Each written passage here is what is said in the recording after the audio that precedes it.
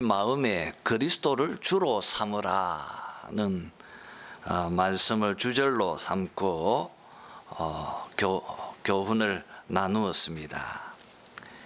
이제 오늘은 18절 말씀을 주절로 삼고 예수 그리스도께서는 우리를 하나님 앞으로 인도하신다 는 제목으로 오늘 말씀을 함께 나누려고 합니다. 여러분, 18절 말씀을 중심으로 해서 본문을 살피기 위해서 먼저 전체적인 베드로 전서의 문맥을 한 번 더 반복했으면 합니다. 여러분, 우리 그리스도인들은 모두가 다 거류민이고 나그네들입니다. 왜냐하면 우리 성도들은 그리스도의 부활로 말미암아 거듭난 자들이 되었기 때문입니다. 제가 매주 강조하고 또 반복하고 있는 것처럼 성도들은 그리스도의 부활로 거듭난 자들이 되었습니다. 여러분, 우리는 모태에서 태어나서 이 세상 출생과 사망으로 한계되어져 있는 세상에 태어나 살고 있습니다. 그러나 그리스도의 부활로 말미암아 이 세상의 한계에서 벗어난 훨씬 더 크고 넓은 영적인 나라, 하나님의 나라, 이 영적인 나라로 우리가 다시 태어난 자들이 되었습니다. 그래서 우리는 세상에 살고 있지만 세상에 속한 자들이 아니라 우리는 하늘에 속한 자들입니다. 왜냐하면 우리는 이 영적인 이 나라에 다시 태어난 자들이기 때문입니다. 그래서 여러분, 우리가 거듭난 자이기 때문에 또 하늘에 속한 자들이기 때문에 전혀 다른 세계관, 그리고 전혀 다른 가치관, 또 세상 사람들과 완전히 다른 삶의 태도와 방식을 가지고 살고 있습니다. 이렇게 다르다는 것 때문에 세상 사람들은 교회를 이상하게 여깁니다. 더 나아가서 2장 12절에 있는 말씀처럼 거짓으로 교회를 비방하고 핍박하고 박해하기도 합니다. 지금 이 편지를 읽고 있는 독자들, 지금의 터키 북부 지역인 소아시아에 있는 본도, 갈라디아, 갑바도기아, 아시아와 비두니아에 살고 있는 교회는 네로 황제의 극심한 핍박과 박해를 지금 당하고 있습니다. 세상으로부터 핍박당하고 있는 교회는 어떻게 살아가야 합니까?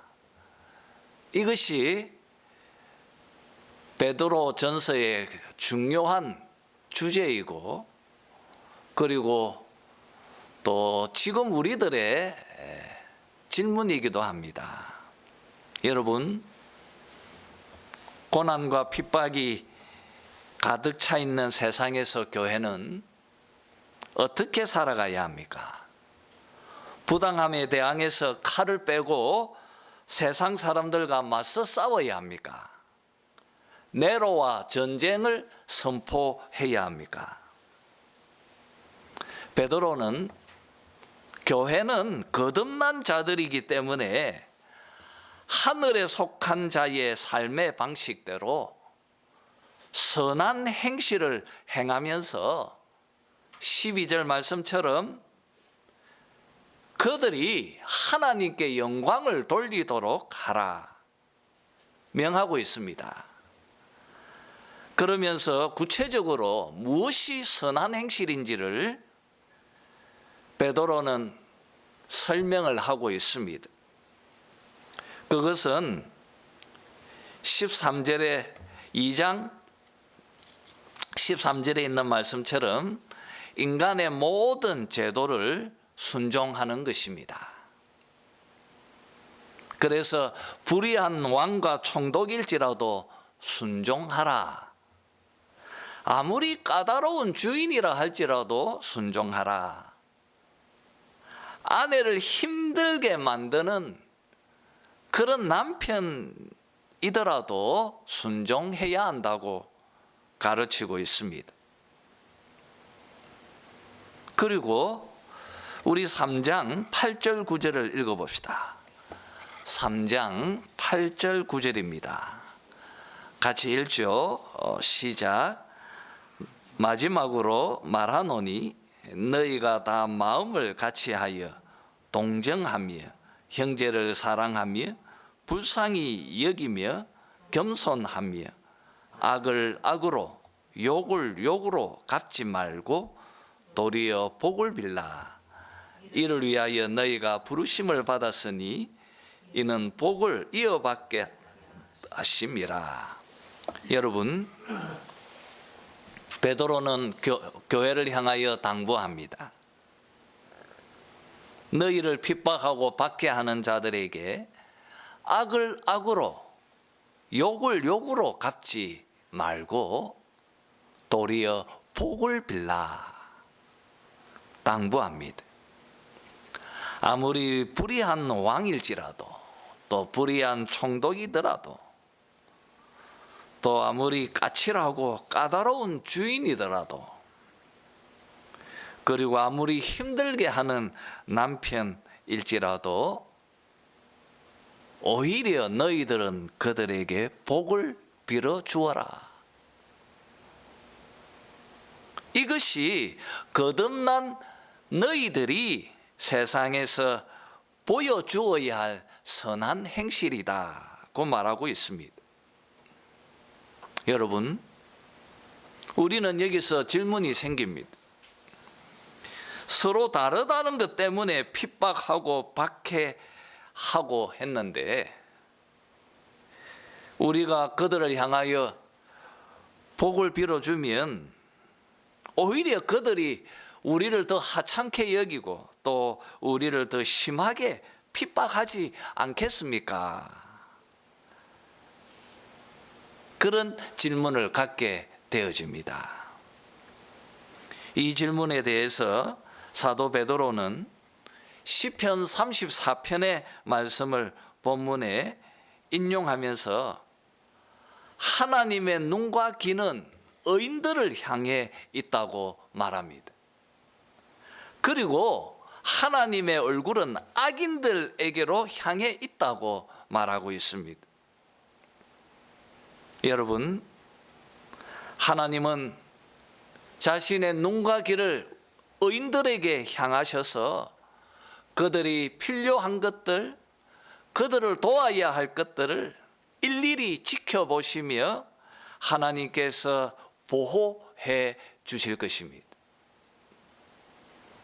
그리고 하나님의 얼굴은 악인들을 향해서 그들에게 하나님의 분노의 심판을 하나님께서 하실 것입니다. 그래서 여러분 13절을 또 한번 같이 읽어봅시다. 3장 13절입니다. 시작. 또 너희가 열심으로 선을 행하면 누가 너희를 해하리요. 하나님이 우리 편이신데 도대체 누가 교회를 해할 것입니까? 하나님이 나의 편이신데 누가 나를 해하겠습니까? 그러니 14절 말씀처럼 두려워하지 마십시오. 어떤 핍박과 고난이 우리 인생에 찾아와도 두려워하지 마십시오. 그리고 15절 말씀처럼 예수 그리스도를 주로 삼고 그분 안에 피하십시오. 예수를 성소로 삼으십시오. 그가 도우시고 지켜 주실 것이고 보호해 주실 것입니다. 그리스도께로 피하시기를 바랍니다. 그를 의지하십시오. 그러면 16절 말씀처럼 주께서 너희의 선행을 욕하는 자들로 그 비방하는 일에 부끄러움을 당하게 하실 것입니다. 그러면서 사도 베드로는 사도 바울의 말처럼 예수님께서 어떻게 교회의 주가 되시고 어떻게 만유의 주가 되셨는지, 그분이 우리의 주가 되심, 그가 어떻게 교회의 주가 되셨는지를 18절에서 22절 말씀까지 소상히 설명을 하고 있습니다.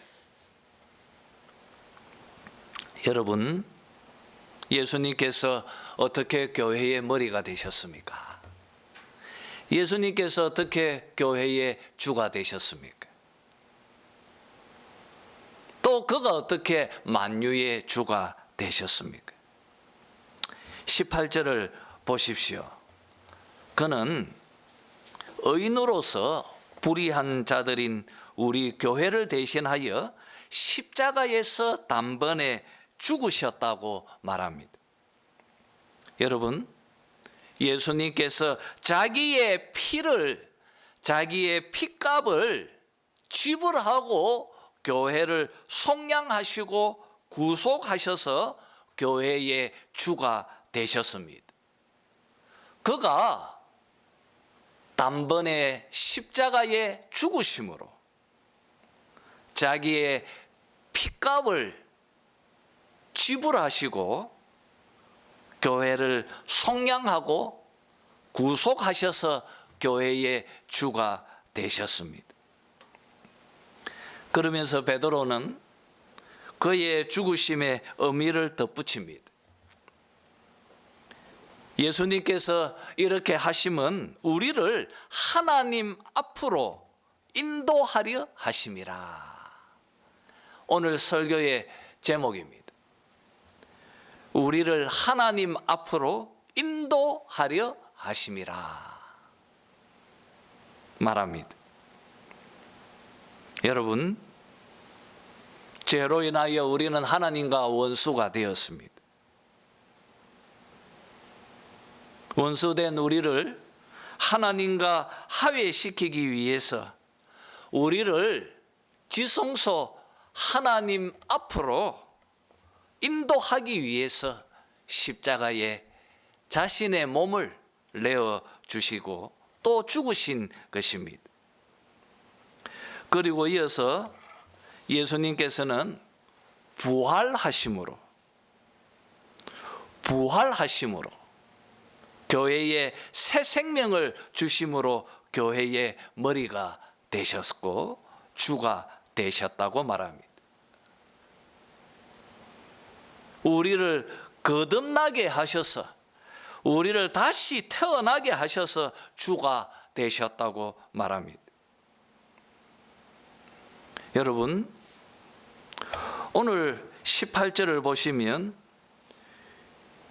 육체로는 죽임을 당하시고 영으로는 살리심을 받으셨으니 말하고 있습니다. 여기서 말하는 영으로 살리심을 받았다는 말이 바로 부활입니다. 예수님께서 부활하셨습니다.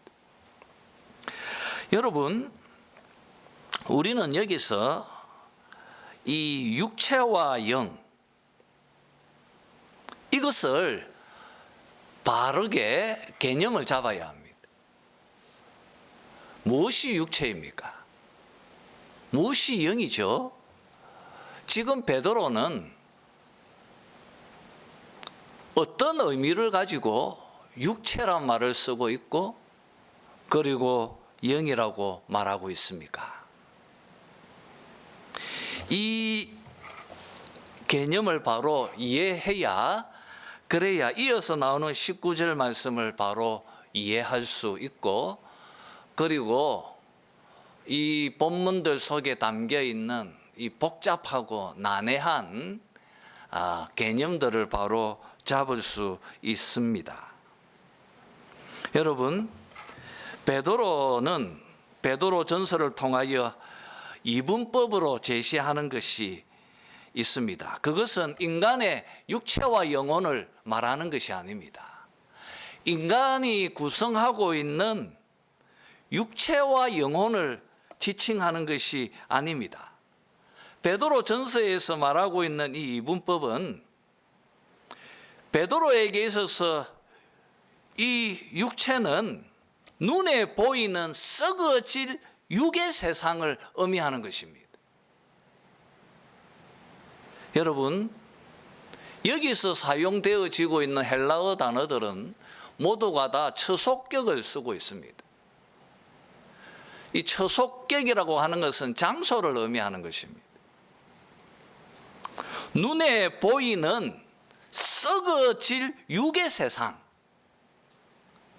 바로 모태로부터 태어나서 우리가 살고 있는 썩어질 바로 이 세상, 이것이 바로 육이고 바로 육체입니다. 그리고 영은 무엇입니까? 영은 눈에 보이지 않는 하나님의 세상, 영원히 썩지 아니할,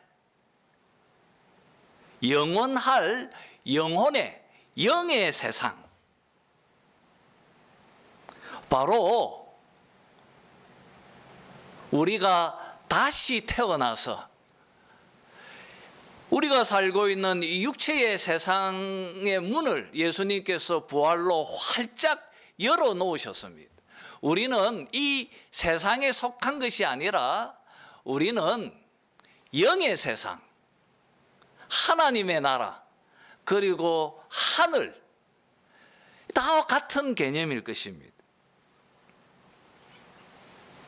바로 이것을 베드로는 영이라고 말하고 있습니다. 우리가 충분히 앞에서 제가 계속 강조하고 있는 것처럼 이 거듭남을 통하여서 설명했던 그대로입니다. 여러분, 예수님께서 부활하셨습니다. 예수님께서 부활하심으로 좁고 한계되어져 있는 이 육의 세상, 이 세상의 문을 활짝 열어 놓으셨습니다. 그리스도께서 부활하심으로 교회에 광대하고 광활한 영의 세상을 열어 보여주셨습니다. 하나님의 임재가 있는 영혼의 문을 예수님께서 부활로 열어주셨습니다. 그래서 여러분, 그리스도의 부활하심으로 너희를 구원하셨다고 21절에서 말하고 있는 것입니다. 그리스도께서 부활하심으로 이제 너희를 구원하셨다고 말하고 있습니다. 우리를 바로 이 영의 세상으로, 하늘로, 하나님의 나라로 우리를 이끄시고 인도하셔서 우리를 거듭나게 하셨고 다시 태어나게 하셨다는 것입니다. 이렇게 하셔서 우리를 구원하셔서 그의 부활로 그리스도께서 교회의 머리가 되시고 교회의 주가 되셨습니다. 그리고 여러분, 그리스도께서 죽으시고 부활하셔서 마지막으로 22절 말씀처럼 승천하셨습니다.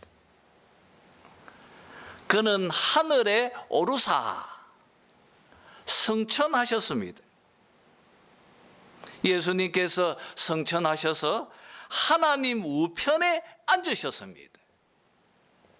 에베소서에 있는 말씀처럼 예수님이 하나님 우편에 왕으로 앉으셨습니다. 그곳에서 하나님으로부터 모든 권세를 위임받으셨습니다. 그리고 그리스도께서 그 하늘의 보좌에 앉으셔서 교회의 주가 되셨을 뿐 아니라 하늘과 땅을 다스리는 모든 권세의 만유의 주가 되셨다고 22절이 밝히고 있습니다. 하나님 우편에 계시니 천사들과 권세들과 능력들이 그에게 복종하느니라 말하고 있습니다. 이렇게 여러분, 예수님이 교회의 주가 되시고 만유의 주가 되셨습니다. 그분은 안에 피하시고 그분이 지키시고 인도하시고 보호하실 것입니다. 도대체 누가 교회를 해야겠습니까? 도대체 누가 여러분을 해야겠습니까?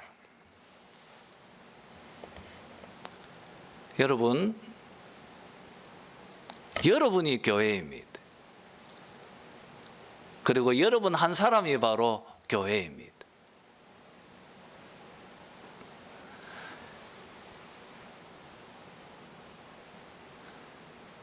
여러분, 그리스도는 교회의 주님이십니다.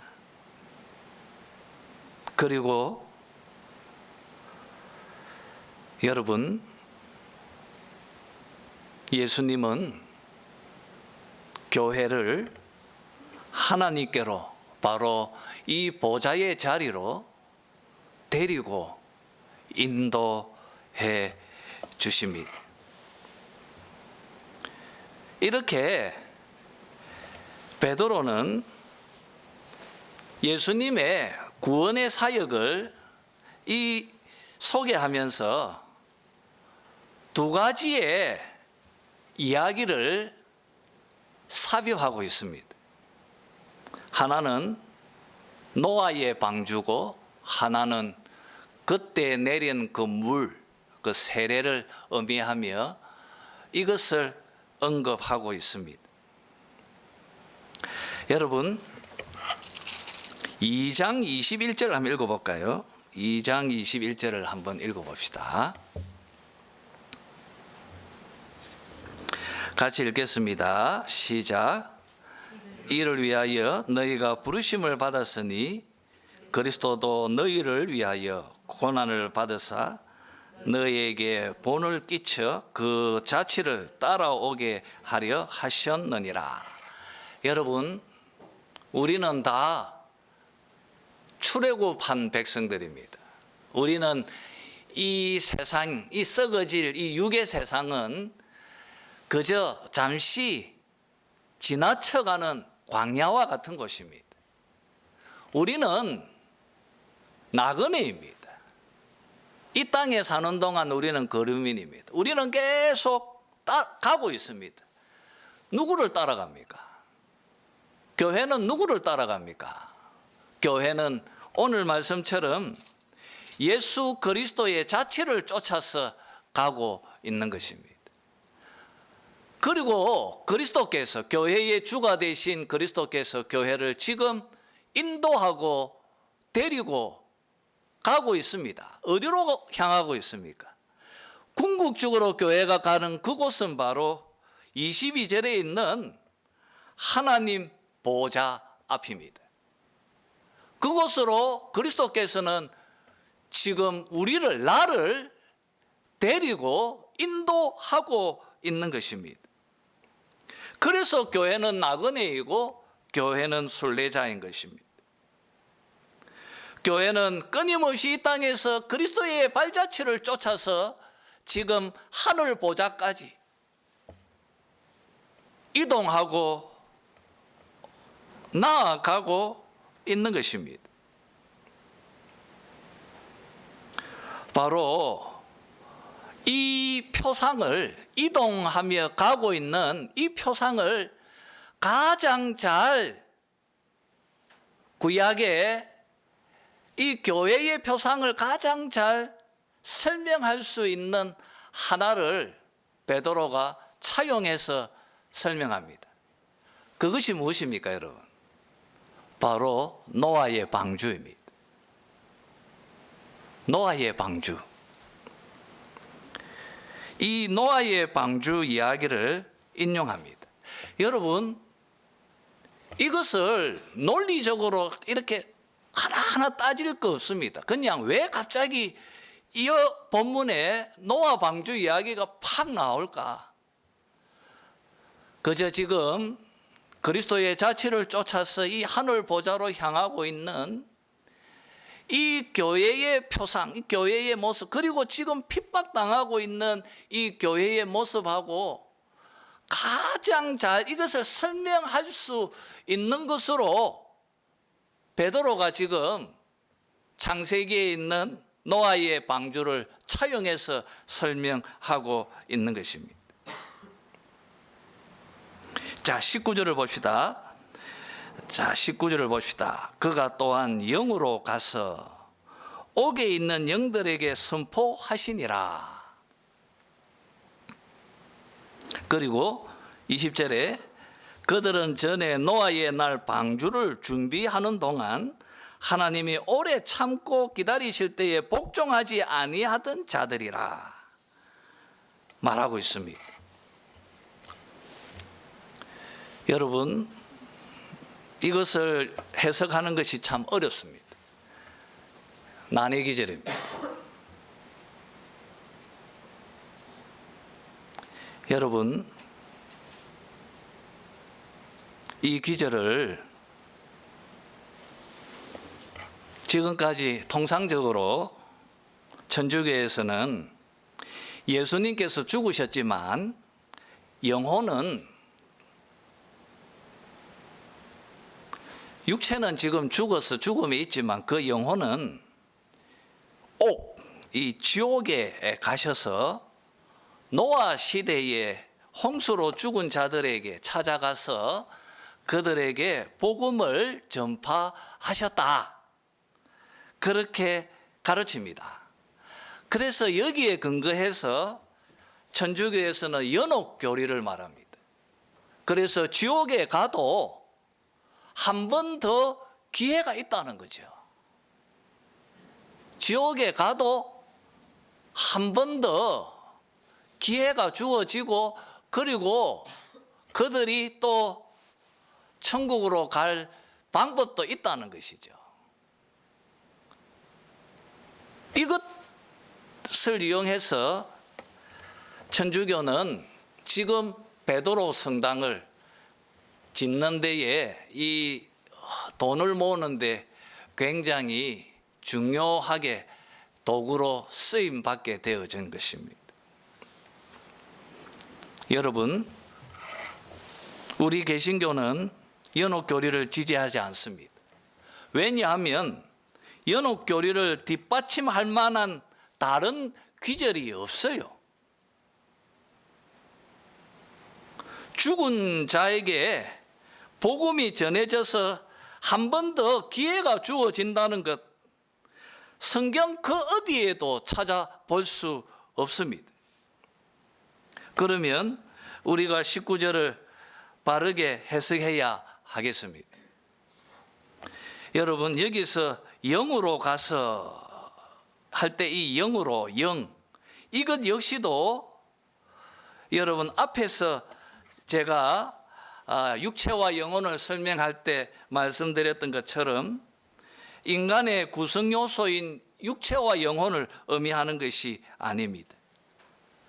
이 장소의 성격을 지닌 육체는 말 그대로 죄로 인해 어그러지고 파산되어져 있는, 우리가 살고 있는 썩어져 없어질 이 세상을 의미합니다. 여기서 영으로라는 말 역시도 부활하셔서, 예수님께서 부활하셔서 제한된 벽을 허물고 광대한 영의 세계로 나아가셨고, 그리고 우리들을 그곳으로 데리고 가셔서 우리를 거듭나게 하신 것입니다. 그러니 여러분, 영으로 가서, 이 말은 예수님께서 이 영의 세계 부활하셔서 이 영적인 나라, 하늘나라, 하나님의 나라를 열어 보여주셨다는 것입니다. 그러니 여러분, 옥에 있는 영, 옥이 뭡니까? 옥. 이 옥은 지옥을 의미하지 않습니다. 이 옥은 하나님께서 예수님을 부활하게 하셔서 그리스도께서 열어 보여주신 영적인 나라, 하나님의 나라가 지금 앞에 열려 있는데, 여전히 그 나라로 거듭나지 않고 여전히 그 나라에 머물러서 살고 있는 그들, 네로와 같은 사람들, 여전히 썩어질 세상이 모든 다인 것이라고 여기면서 살고 있는 불신자들, 바로 그들이 살고 있는 이 세상을 베드로는 옥으로, 감옥으로 이해하고 지금 이 말을 하고 있는 것입니다. 여러분, 예수님께서 누가복음 23장에서 자기 옆에 달린 강도에게 너는 오늘 나와 함께 낙원에 있으리라고 말씀하셨습니다. 성경 그 어디도 예수님께서 지옥에 가셨다고 말하지 않습니다. 여기서 이 옥을 지옥으로 이해할 이유도 없습니다. 이 옥은 바로 예수님께서 열어 보여주신 영의 세계로 나아가지 않고 이 썩어질 세상을 모든 것이라고 여기면서 사는, 바로 교회를 핍박하고 있는 네로와 같은 그런 여러분 불신자들, 거듭나지 못한 사람들, 그들을 지금 지칭하고 있는 것입니다. 여러분, 이 감옥에서 나갈 길을 예수님께서 열어 보여주셨습니다. 바로 이것이 복음입니다. 이 감옥과 같은 이 육의 세상, 눈에 보이는 이 세상에서 벗어나서 이 감옥에서 나와서 주님께서 열어 보이신 이 영의 세계로, 이 하나님의 나라로, 영혼의 나라로 예수님께서 교회를 데리고 나오셨습니다. 여러분, 그러면서 베드로는 노아 방주를 여기서 언급하고 있는 것입니다. 보아라, 노아 방주를 보라는 것입니다. 지금 너희들의 교회의 모습과 노아가 방주를 짓던 그 시대와 같다는 거죠. 여러분, 방주는 120년 동안 산 위에서 지어지고 있었습니다. 이제 곧 큰 비가 내려서 온 세상이 물로 심판받을 것이라고 노아는 사람들에게 방주를 지으면서 그 방주로 보여주고 복음을 선포하고 있었습니다. 하나님은 오래 참고 기다리셨습니다. 그런데 여러분, 이 방주는 그 시대 사람들에게 끊임없이 복음을 전하고 있었습니다. 그런데 아무도, 노아 시대 사람들은 방주에 타지 않았습니다. 왜 이들이 복음을 믿지 않고 방주에 나아가지 않았습니까? 왜 그렇습니까? 너무 생소했기 때문입니다. 그들이 자기들만의 세계 속에 갇혀 살았기 때문입니다. 그들은 감옥 속에 갇혀서 이것이 모든 것이라고 여기면서 살았다는 것입니다. 이 영적인 하나님의 세상이 있다는 것을 받아들이려 하지 않았기 때문입니다. 이것은 베드로 시대와 똑같다는 거예요. 노아 방주는 지금의 교회입니다.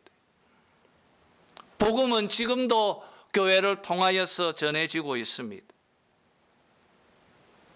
노아 시대와 사람들과 똑같이 베드로 시대 때도 그랬고 지금 우리가 살고 있는 세상과 동일합니다. 감옥에 갇혀 있는 세상 사람들은 그 감옥에서 나오려 하질 않습니다. 예수님께서 열어 젖혀 놓으신 그 길로 나오지 않고 오히려 욕하고 비방하고 핍박하고 박해하고 있습니다. 노아 시대 때 사람들처럼, 그리고 베드로 시대도 동일했습니다. 결국 하늘 문이 열렸습니다. 비가 쏟아졌습니다. 온 세상이 물로서 하나님의 심판을 받았습니다. 오늘 본문을 보십시오. 이 홍수에서 구원받은 방주에 탄 자들은 노아 가족들 오직 겨우 8명이라 그 20절에서 말하고 있습니다. 겨우 8명이라. 지금 베드로 시대의 초대교회도 똑같습니다. 지금 방주인 이 교회 속에 함께하고 있는 복음을 믿는 거듭난 자들은 매우 소수입니다. 8명 뿐입니다. 이 표현에서 보여주는 것처럼 너희들도 살고 있는 그곳에 너희들의 이 교회의 구성원들은 매우 작다는 것이죠. 이 나그네와 거류민으로 취급받는 이유가 작기 때문입니다. 여러분 보십시오. 진리는 숫자가 아닙니다.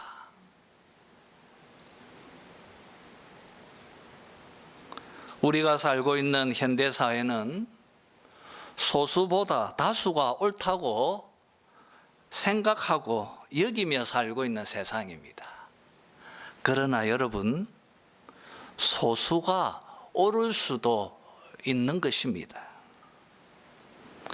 하나님은 숫자를 가지고 논하시는 분이 아니십니다. 중요한 것은 바른 복음을 믿고 거듭나서 방주 안에 들어와 있어야 하는 것입니다. 여러분,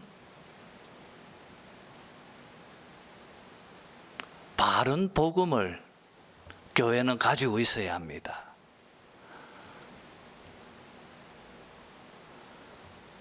요즘 교회가 갈수록 이 복음의 색깔이 옅어져 가고, 그리고 심지어 지금 이 교리문답에서 가르치고 있는 이 가르침대로 그렇게 믿고 있는 성도들이 자꾸 줄어들고 있습니다. 너무 안타까워요.